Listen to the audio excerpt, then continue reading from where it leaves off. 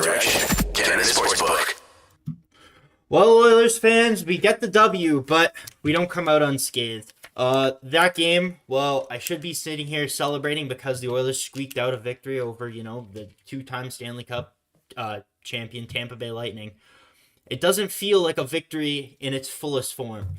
The Oilers go in there, they got off to a slow start, but overall, I think we can agree that they played about as well as you can expect given the circumstances, getting in late and the on-ice play. And I think obviously the biggest stories of the game are, the game itself, the injury to Evander Kane, what happened there, just the outright horrible play. You never want to see something like that. You're absolutely just queasy looking at it. It's one of the worst plays that can happen in hockey. It doesn't happen that often, but when it does, it's just disgusting. It's not that Maroon, did it unintentional. It's just disgusting that even happened. It's just horrible. But yeah, no. Besides that, the Oilers played well. They were down to 10 forwards for a while, and of those 10 forwards, they were, they were tired. They were putting their hearts out. You played as well as you can. But on the bright side, looking at the win, looking at it from an Oilers positive perspective going forward, the Oilers special teams came through tonight. They came through when they absolutely had to. They were lights out on the special teams tonight, as well as Jack Campbell. We've been just as hard on him as about anyone, and Jack Campbell came through with what I would say is his best game as an Oiler so far. And yeah, we're going to get into all that and more. We got a ton of things to discuss and not a lot of time to do it. But first, we got a message from our friends at Sports Interaction. Want to bet? You can do it at Sports Interaction, Canada Sportsbook. Football continues, the World Series is ongoing, and the hockey season is well underway. Bet pregame, live in play, or on one of our many prop bets made for Canadians by Canadians. Sports Interaction makes it easy to deposit, play, and cash out. Join now and see all that sports betting has to offer. Head to sportsinteraction.com/SDPN. That's sportsinteraction.com/SDPN. Ontario only, 19 plus. Please play responsibly. All right, Dennis. Now that was an overwhelming, consortium of emotion. We'll just use that Emotional. word. There's positives, there's negatives. What are your takeaways from the game? What did you think happened tonight? Well, I mean, everyone, I think, across Oilers Twitter, across Oilers Nation, I'm pretty sure everyone is expressing their condolences for Evander Kane as a bloody injury, brutal injury. And you hate to see it. Hockey is a dangerous game. We have people skating with blades attached to their feet. You can tell, like you mentioned, that Maroon did not cause the injury with any ill will, any No. intent, but it shook, I think, everyone to its core. You saw the entire Edmonton bench, the entire Tampa bench, silence, crowd, and everyone at home just holding their breath, waiting to see what would happen. In between the second and third period, we did get some good news. Evander Kane is in hospital in Tampa. He is stable. Thankfully, there's no threat to his wrist's condition long term. But this sort of injury, yeah, it's severe. And if he did not respond as quickly as he did, we might not we might be witnessing the end of a career. I think thankfully the paramedic staff were very quick about it. As far as we can tell, in hospital, they are waiting for some images. Surgery is something that likely needs to happen, but that's hockey, and you hate to see it. I think there's quite a few people on Oilers Twitter who found that they had to defend Evander Kane. I mentioned it a little while ago that yes, Evander Kane has a reputation. He has a certain past, and you don't have to like him as a person. He's an effective player, but when it comes to seeing a human person get injured and potentially have irreversible harm happen to them, you hope that everyone would wish him well. You hope that there wouldn't be this sort of vitriol. You hope that we won't have to defend him from people saying that the Maroon should have stepped harder, that they should have caused more damage. You don't want that, and that's just something that the hockey community has to band together and stop. I know with Mitchell Miller and that whole situation there, we saw hockey fans come together, and I'm hoping that we can have hockey fans come together for Evander Kane this time as well. Yeah, no matter what, there's always gonna be assholes on Twitter who say whatever they want to say and try and dunk on these players from behind an anonymous account or whatever. But I did think for the most part there were a bunch of people who I know, even Oilers fans who don't necessarily like Vander Kane, they don't like his contract, but they were the first ones to come out and say, "Hope Kane's okay." Like scary, scary, scary situation. Stop showing the replay because they probably showed it about 12 times, right? You see the blood on the ice. It was just such a gory scene that you just don't want to see. Was looking for this while you were talking, but I wasn't able to find the tweet. So if someone in chat knows the name of the doctor or who sent the tweet, but a doctor saw the injury that happened to Evander Kane, and he said that it looks like it's a similar injury that happened to Ilya Mikheyev. I don't know if it was like last year or whatnot, but essentially what happened to Maroon? What happened was Maroon definitely sliced an artery just because of the amount of blood that was on the ice, and essentially most likely sliced a tendon. If he sliced the tendon all the way through, they're gonna have to reattach it. He's gonna have to go through a lengthy rehab process, regain all the strength in that wrist. He's gonna have to regain all his range of motion again. He's gonna have to start from scratch with that wrist, and it's gonna be a lengthy recovery if that is the case. Obviously, that's just from watching a video and some analysis online, so we're 100% sure. We're not saying that with authority by any means, but it was a very good tweet, and I just know that for the entire second period, everyone was just thinking about Evander Kane. Like even myself, I do not have near the amount of energy that I do in a normal game over broadcast, right? On a win, no less. Exactly. I came off so hot against Dallas. I felt a little bad just how much I flamed the team, and then for them to come out against after that performance and put up a victory against such a tough opponent like that is so impressive. And then you're going 11-7. You're already short of forward. You lose Evander Kane. Dylan Holloway only plays I think 7 minutes of ice time. Like people just had to work their absolute butts off. And you know what? The Oilers absolutely deserve the victory. They got it. Like I like to think that Evander Kane is that play that happened with Evander Kane. Well, it's so unfortunate. You don't want to see that ever happen to anyone. It's one of those plays that people rally behind, and you like, you know what?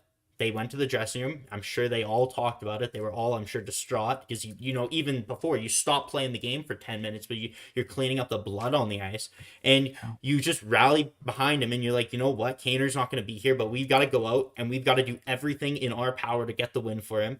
And they, to their full credit, there were some bumps. There definitely wasn't clean 100%. There was some shaky moments, but the Oilers came out. They fought hard, and they got a victory.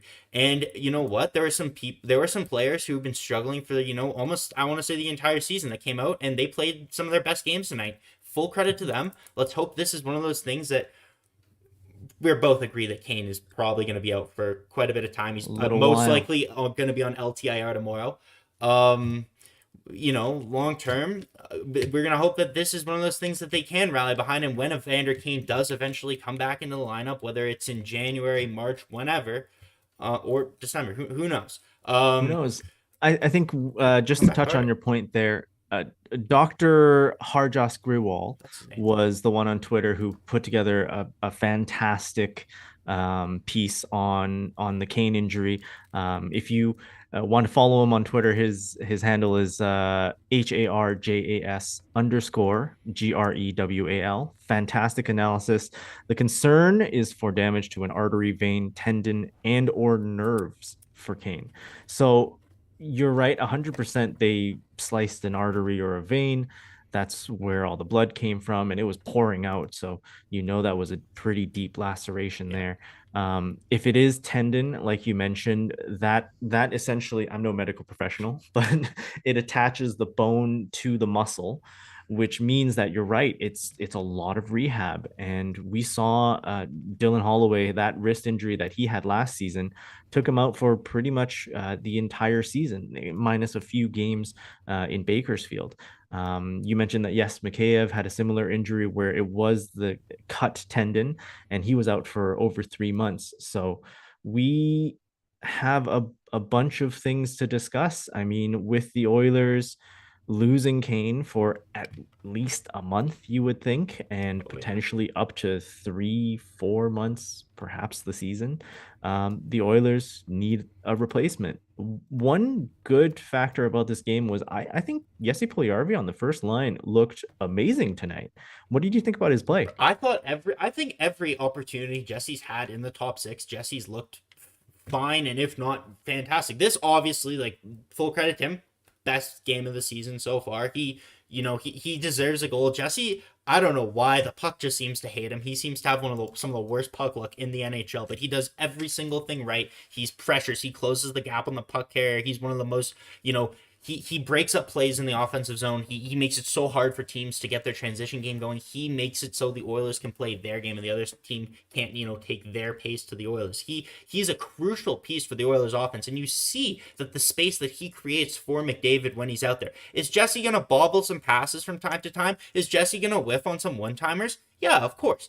But you know what? When Jesse's out there, the thing about Jesse is he creates more positive than he does negative. And at the end of the day, when you boil down all the other factors, can someone create more positive on ice, events for the Oilers than they do against the Oilers? And Jesse does that. And Jesse had 7 shots tonight? I don't know the stats in front of me, but he had a ridiculous number of shots. I wouldn't be shocked if it's a career high. He was one of the main reasons why the Oilers got the win, and we can continue. 9 shots on goal. Yeah, for sure, a career high. I don't even have to check that. Yeah, no, he played fantastic. He absolutely deserved a goal. But you know what? If Jesse gets 0 points, I'm sure he wouldn't be happy with this. But comes out and plays like that every single night, Oilers fans should be ecstatic. You shouldn't just look at the goal and assist category to judge whether or not a player is playing good, right? Jesse does so many positive things. He creates so many positive on-ice events for the Oilers that it's hard not to, be happy for him playing in a game like this and, directly contributing to a win.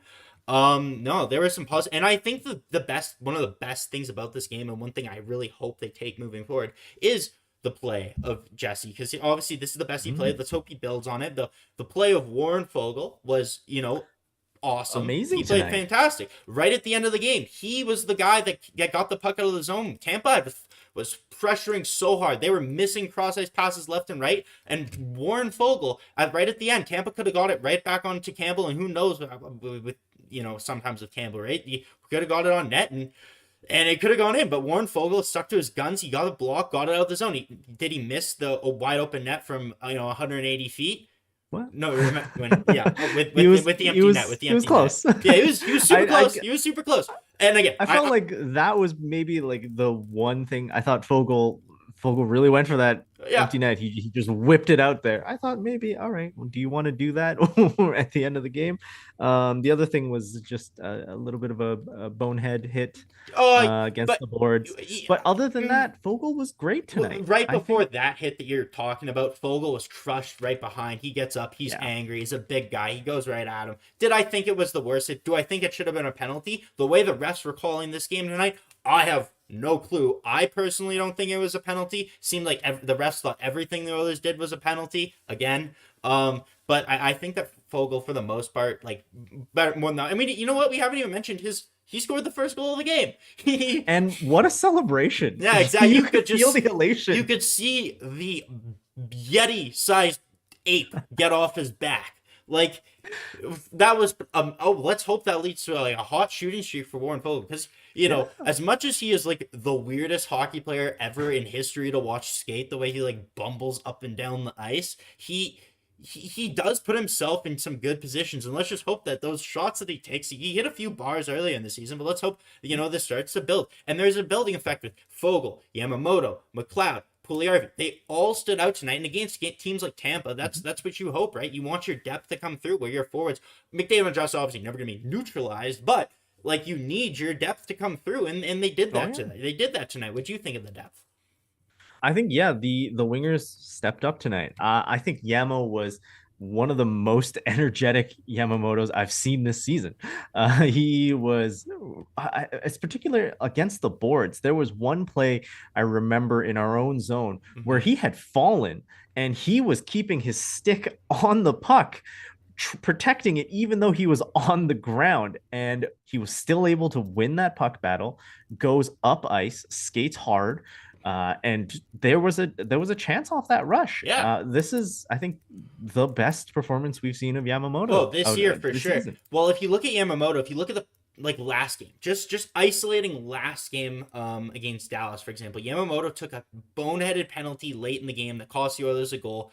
He's not moving his feet. He gets his stick parallel to the opposition's body, takes a boneheaded penalty, and then you saw tonight he was in a very similar situation. I can't remember who the forward was on Tampa. It might have been Braden Point. I don't know who exactly was skating down. Yamamoto, I don't know if it was a turnover or whatever he had in the offensive zone. Tampa gets the puck. They're kind of going the whole way. It might have actually been on the penalty kill. And Yamamoto, moving his feet, skating as hard as he can, stays with the Tampa player, keeps him to the outside. And because he's moving his feet, he doesn't fall behind. He doesn't get the hook. He doesn't take a penalty. And it ends up being a solid, really good defense play. And that's the Yamamoto we need. When the Oilers players are moving their feet and they're not taking so many stick infractions, which is what's been killing the Oilers, besides the penalty on Fogle, I think they had a too many men penalty. The rest are lazy stick infractions. Those are full. You can eliminate those fully from your game. When you are playing well and you are moving your feet, you're not going to take those stick infractions, right? So that's something that they need to continue to work on and build. And this, I think, well, they took still a lot of penalties tonight. There is, a stepping stone. One guy who, has taken a penalty, I want to say he's got 4 penalties in the last 3 games, is Derek Ryan. And it's a weird thing to say because he's another one of those depth players that I know I crapped on him in the last broadcast. He's been playing well. He's been getting chances, and that's all you can really ask for someone in his role. He's been playing, I think he's been playing fine defensively for the most part. He's key on the penalty kill, but you cannot afford to be on the 4th line and be taking a one hooking or one tripping call a game. That just cannot happen. Especially when he is one of the better penalty killers we have. Exactly. He's no Nuge, he's no Hyman, but yeah, he's a very effective penalty killer. And he had a brutal game tonight. By any metric, like the penalties, he didn't look good when he was playing after Kane's injury. He was playing with Draisaitl. He had shifts with Hyman. He didn't look good. I mean, honestly, I'm surprised that Woody kept him with that line, had him play, I believe 10 minutes or so, 11 minutes. 11. When Dylan Holloway was playing for only like 550, like Dylan Holloway, I thought, did not play poorly. He wasn't not at all effective per se, but he wasn't poor. I don't think Dylan Holloway's I don't think at any point this season has Dylan Holloway been put in a role and given a long enough leash to have the chance to be effective, right? When you are a player that's that young and that inexperienced, and you know that any little mistake, not even a major mistake, it can be you get crunched on the boards and have a giveaway. Anything happens to you and you're getting pulled off the ice, you're going to be gripping your stick tighter and you're not going to be able to make the plays that you can't or have the skill to make, right? So, and especially now, like, you know what? Dylan Holloway, has he been what we saw in preseason, what he hoped he can be? No. I think, but we can also all agree that the skill is there. And I think now that Kane is going to be out for the foreseeable future, the Oilers are going to have to put him in an opportunity to succeed. Jay Woodcroft is going to need to loosen that leash. They're going to put him in the tops. Well, I hope they put him in the top 6. Top 6, yeah. They're going to, because assuming Kane goes in LTIR, that cap comes off the books, and the Oilers, I think they have $5 million. Well, exactly. So the Oilers, I think they're running a 21-man roster right now. They're gonna call up a guy to replace Kane, and they're gonna call up 2 other players. Whether it's apparently, I heard also Broberg's injury is from a steak knife because he was cutting a steak and cut his hand. I don't know if that's just someone making something up on Twitter. I saw that tonight. I just wanted to point that out. But I don't know if they're gonna call Broberg, but they're probably gonna call up Klim Kostin. I don't know if they call up Brad Malone. Janmark? They'll for sure call up Janmark. They're going to give Janmark a shot in the NHL. You know what? Even a shot in the dark, some guy they could call up, like what I'm thinking. I know they probably won't do it, especially because of what you've seen with Dylan Holloway. But they could call up Xavier Bourgault. He's been on fire in the AHL to start the season. I think he has goals in his last 4 games, something like that. What do you Question say? though, we have quite a few of these players now that are in this sort of AHL first call up role. I mean, you mentioned Costin, we mentioned Yanmark. Before Borgo though, do you think James Hamblin? I listen, Hamblin deserves listen. a As a chance. proud Oilers Plus subscriber, if anyone has seen the last episode of The Drop on Oilers Plus, James Hamblin had a small feature, and there is no one I am cheering harder for than James Hamblin. What a guy! Like, he is someone you just want to cheer for. For those who don't have Oilers Plus, those who aren't suckers, I'll just tell you. Pretty much James Hamblin, obviously, he's from in and around the Edmonton area. He grew up an Oilers fan. He spent his entire life cheering for the Oilers. He's worked as hard as you possibly can, work at every level to get this opportunity. He went to Bruins camp, but I think I don't want to mess up the story, because there's so many crucial details here. But when James Hamblin had the opportunity to go to Boston Bruins camp, his mom had been diagnosed with terminal cancer, and she was unfortunately on her deathbed. And Hamblin had the chance. He said to his mom, "Should I stay home and be with you in your last moments?" But his mom is the one that pushed him to go to that Bruins camp. And he went there, he pursued his dreams, and now he's got an NHL contract with the Oilers. And he talked about it, his mom, and talked about how he's doing it for his mom and all that. And you just gotta cheer for him. Like, I would be so disappointed if the Oilers didn't give him a game again. You're looking at how he played in preseason. They need some, like, again, Devon Shore scratch tonight. You can't be any worse than Devon Shore's been in the past 5 games or whatever. So I would have no problem bringing up Hamblin, but I know they're going. Good thing you said Yanmark. They're just because of the contract Yanmark is on, they're gonna call up Yanmark and give him a shot at least. I don't think I have any problem sending him back down, but I think this, not that there is a bright side of an injury, but like this gives them a lot more flexibility, at least in the short term, to make roster moves, and this helps them get the adjustments. Because for a lot of us, we were complaining about the play of certain players, whether it be Yamamoto, Fogle. For the Oilers, didn't have anything else they could do because they were so tight to the cap. They couldn't really take anyone out of the lineup. They were stuck with what they got. So this provides them with a little bit more flexibility. Now, not the way you'd like to get the flexibility, of course, but this at least gives them an opportunity to see what they have on the farm and make some changes going forward. So yeah, no, we mentioned the forward group, but Stoned one in chat. If Kane is out for some time, we have the forward group figured out. Could we use the LTIR and trade for another top 4 defenseman? Well, what do you think about that proposal? In theory, absolutely, you can. There becomes a major issue, and then you end up like the Vegas Golden Knights did last year when you trade for a player who, you could get someone. You will have 5 point whatever, 6'5", 2'5", whatever Kane makes in cap space. But once Evander Kane becomes healthy again, which unless there's something, crazy, we still have 6 months left in the season. Most likely, Evander Kane will be healthy at some point in the season. You'll then have to figure out how to get $5 million off your roster. So as much as I'd like to say, oh yeah, go take it. Now we don't need to give up anyone off the roster. We can just go get Chikrin. We can go do whatever. Get a Susie. Exactly. Gavrikov. You can do whatever you want. Yeah. But once Kane becomes healthy, that becomes, that it makes your cap situation even worse. There's no way Ken Holland does it. Then you're giving away a player for nothing. Ken Holland will still, yeah, exactly. Ken Holland will, hopefully you probably have to pay up to get rid of that player because everyone knows you're at a disadvantage, right? Because they know you have to get rid of that. If it's a player that you're waiving, you're hoping that for cap reasons that someone will take them, right? Otherwise, you have that player. Who was it that went to the Capitals? I'm not sure. From Vegas. I don't know about the Capitals. I know the Hurricanes got Max Pacioretty. Oh, sorry, the Hurricanes. Yeah, future considerations. Okay. Yeah, but that's Max Pacioretty, 30 goal scorer, and then he goes and tears his Achilles, and he hasn't played since. But just to get back on what we were talking about, no, like obviously, you hope that Ken Holland would go out and do something. I think we can all agree they do need another defenseman. This is not a finished blue line by any means. Ken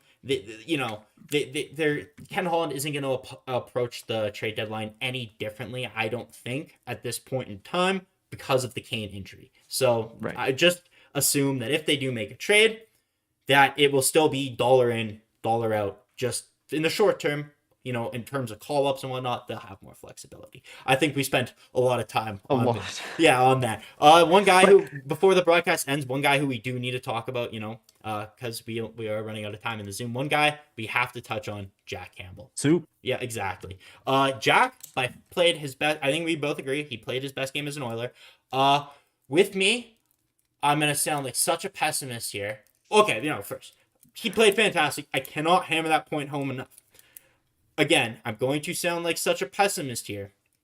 There's something about his lateral movement where he goes across the net. And Tampa, we saw they were setting up for one-timers across the ice, left and right. They were missing a lot of them. But that was, again, the Oilers played good defensively, got sticks in lanes. Hyman had an amazing one. Well, and Kucherov was fighting the puck all night. Exactly. Kucherov, this is probably one of the worst nights you're going to see out of Nikita Kucherov. But there's something about his lateral movement that just scares me. It seems like every goal that went in has gone in on him, like recently, and even those games where he's letting 6 or 2 tonight, whatever. It seems like it's those cross crease passes where he can't get across properly. But if Campbell plays like this, and he came up big when he had to, and full credit to him, I thought he played fantastic. If he plays games like this is the effort I think we should expect from Jack Campbell. I think it's something he's absolutely capable of giving day in and day out. I think we're in a really good position going forward. And honestly, tonight's 2 goals on Campbell, neither of them are really his fault. He had one lateral, like you mentioned, but that's a 3-on-2. That's a tough one-timer to take away. Yep. And the Killorn goal was a slap pass that there was just no chance for Campbell. I totally agree. The one leaker that kind of squeaked through him, it ended up not counting. It ended up not even being a goal that the Oilers challenged for offside, even though the puck didn't even go in the net, and everyone was confused. I don't think Louis and Jack knew what they were doing. No one on Twitter knew what they were doing. Because everyone saw the puck was flat on the line. Ryan Murray saves the goal, and we have to apologize to defensive stalwart Ryan Murray. Absolutely, full credit to him. He is the answer. He's the shutdown defenseman we've been missing. The answer has been Ryan Murray all along. Who would have thought? Not me, that's for sure. But no, yeah, I totally agree. That was sneaky. Same, but you know what? We also had the goal when the Oilers scored, or Hyman scored, on the power play, where that didn't count as well. And obviously, if that goal that Blake Coleman got taken away from in the playoffs had counted, and this one didn't, I'd be furious. But you know what? I said it then. If the Coleman goal didn't count, I had zero expectations that was going to count. It didn't count, so that, no harm, no foul. You can even see Hyman on the bench. I bet you thought it was 50-50. He's like, shit. He's like, yeah, exactly. Wow. He's like, oh, wow. Yeah. But you know what though? Sorry to Peter and Audie for reliving that nightmare through this game or this broadcast. Yeah, they also lost tonight. So sorry. No. But this game was pretty complete. And again, this is the second of a back-to-back. Edmonton's tired. They got in late last night, like you mentioned, and they all played pretty well. I think our defensemen, Nurse and Barry, were our top pairing tonight. Well, Nurse was fighting. When you play Nurse with Barry, Barry's by far the worst defenseman on this team, I believe. And again, I'm a noted Oilers Plus subscriber. I wish Tyson Barrie was better. He seems like I would be absolutely a blast to hang out with, just the nicest guy in the world. And I feel so bad just taking it out on him. But you can't be that bad defensively day in and day out, man. It's just not a recipe for success on a team with these high aspirations. So Nurse CC Kulak was good. CC Kulak was awesome. I thought Kulak stood out tonight. I thought his plays at the blue line stood out. When Nurse plays with Barry, I don't know why their gap control. It just seems like they go so far back and they give the Tampa so much space to come in. It just leaks into Dave. It just so smells of Dave Tippett. I don't like it. I almost wonder if them, because we know that both Nurse and Barry can do a very minimized version of like a rush up the sideboards, just like a nifty little dish or a sneakishly suspiciously good shot. I'm almost wondering if they're over adjusting for each other, because when they're both on the ice, they go like I don't know if he's gonna go for it. You So I'll saw it a just couple back times, and up. on the first Tampa goal, one of the big plays is Nurse and Barry got crossed up like twice. Nurse lost his defenseman. Like I literally saw, even because this is not necessarily the line blender was out. It was more like only the fact they had 10 forwards. But you saw Hyman and Ryan collide in the offensive zone. Like the Oilers, they've been swapping line mates in such like weird situations where they're not playing with people who they're not used to be playing with, and they're just out of sync. Like you just see them clashing. I know Nurse and Barry have experience playing together. I don't think Tyson Barry's necessarily the easiest defensive partner to have for anyone, but clearly Jay Woodcroft didn't think Darnell Nurse had that good of a night because in the last minute when Darnell Nurse, you got your $9.25 million number one defenseman was not on the ice when Tampa had the empty net, and I think that's a sign. And Nurse is a fighter. Nurse is going to come back better next game. I'm not worried about that. We only have He had that scowl going. You could tell. exactly. He was he mad. wanted to be on the ice. Be out there. We only got 3 minutes left, so let's just do some last notes here real quick. Obviously, Nurse going forward, it doesn't get any easier. We got Carolina coming up, then we got Florida. It's not going to be any easier. They got a game, Florida matinee, so who knows what's happening there. The Oilers games are always really exciting and close, or just absolute blowouts in our favor, except for the matinee games. You've had 2 matinee games that were just abysmal to watch: St. Louis and Dallas. Well, it seems like they play a matinee game every second Saturday for this entire year. So they better figure out how to wake up before 5 o'clock, because it is not going to be a fun time on the ice for them or on Game Over for me, because I'm selfish. But yeah, no. Overall, tonight, final thoughts. It was about as good, given the entire situation surrounding the game, about as good as an effort as you can ask for. People who you really hoped would stand out did stand out. Let's hope it's a building block going forward. What are your final thoughts in the game? Final thoughts. I think, you hate to see a man go down, especially one that's as important as Kane is to this Oilers club. But I think this was a good showing. It was a gutsy showing. Draisaitl called out the team last night, especially on the penalty kill, and today's penalty kill was perfect. Yep. So I think this is all in all a great bounce back game. I'm excited for the next game Thursday against the Hurricanes. Yep. Where Zach, We'll be there. We'll be back. Mm-hmm. Back on Game Over, back on the SDPN Sports YouTube channel, analyzing the game with all you guys. Thanks for joining us in the chat. Stone One, Hater McDater, Black Mascara. I know it's late at night, but I'm glad you got to join the chat for a little bit. Hopefully you watch the rest when you wake up. Jonas, Sean, Braden, whatever. Thanks for coming along. Yeah, of course, drop us a like. It helps a lot. Subscribe to the channel. We will see you next time in what is hopefully the start of an Oilers winning streak. That's all for now. Play La Bomba, baby. Have a great rest of your night. Play La Bomba, baby. Game over. Powered by Sports Interaction, Canada Sportsbook.